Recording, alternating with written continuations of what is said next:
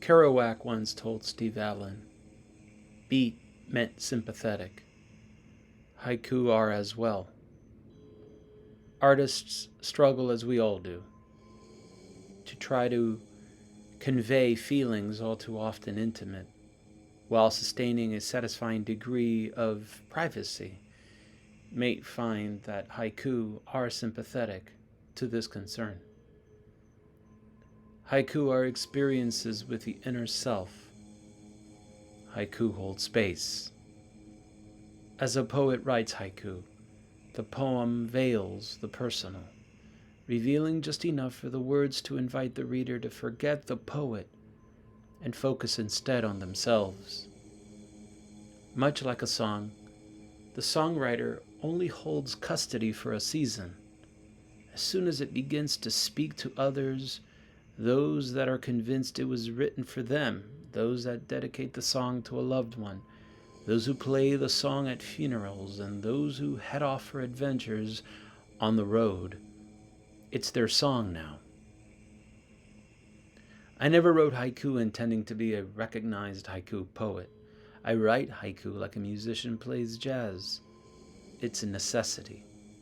The haiku represents the basic structure of the song, but it's free verse for the most part. Haiku not only follows a structure, but haiku also transcends it. Haiku inspire reflection, contemplation, prayer, memories, and incite emotions to address what is. Haiku are timeless. As time and matter are Maya in Buddhism, haiku represent all experience and present perfect, like eternity. Like Kerouac's beautiful theology behind the golden eternity, haiku inspire a rethinking of my ideas of was, of is, and of what will be. This is a recording of some of the haiku I wrote for winter, Refections and Remembrances. I published it a few years ago, and I've been toying with the idea of audiobooks for a few months. Recently, I was encouraged to employ my voice for audiobooks, but for the time being, I wanted to invite you into my world of ideas, where haiku, jazz, art, God, and my life, to a large extent, intersect. Prologue. Winter is a remarkable time. It is a season of light as well as of darkness. A time that spirits seem to be enlivened and challenged by the sense of time past, light diminished, and another year about to end. Winter evokes memories. As a child, winter represented everything to me that was mysterious about my religious faith. Winter also unveiled the mysteries of nature. I was sensitive to the changes in the weather. My mother and I would sit on our porch and exchange smiles that revealed the knowledge of winter's imminent arrival, as if we were both adepts of an esoteric cabal.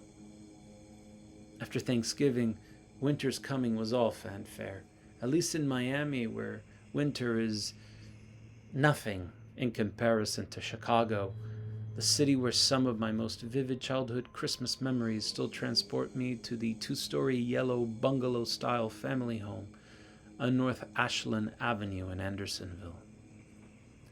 As I grew, winter was also associated with my struggles and with people now gone. Some of my most important gigs as a musician occurred in winter.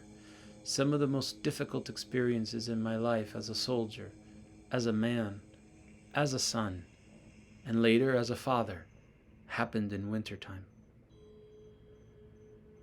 I selected winter as the first book in my Year in Haiku project because it marks the end of the previous year and is the arena where we are all ushered into the new as the human race. Not one of us can skip winter or choose to not have anything to do with such a challenging season. When COVID-19 appeared on the world stage, one early idea was to foster hope and offer encouragement. by decorating homes with Christmas lights. It was also the concern that colder temperatures could exacerbate the pandemic's already deadly spread. Such a dichotomy. Contrasts like night and day, light, darkness, joy and sorrow, the most wonderful time of the year, and for innumerable of our neighbors, the loneliest. Winter is a time we are told to proclaim peace on earth. It is when goodwill toward humankind is celebrated, sung about, preached about, and hoped for. Yet, this past winter, on January the 6th, 2021, the total and incomparable antithesis of these proclamations took place on Capitol Hill. Perhaps this winter of discontent will be transformed into a glorious summer. I believe we can all aspire to see our better angels rise to the surface as new blooms do in spring. But it cannot occur unless we are all willing to let the old ways fall as autumn's leaves. I pray these poems are a service in this process. Reflection can be a powerful exercise, but only if accompanied by actions that demonstrate wisdom, empathy, and humility. I have lived through 52 winters. These are the poems that testify to my life during that season. It is an honor to share them with you. Haiku. New year and fall starts. Resolutions indict all. Change is not instant.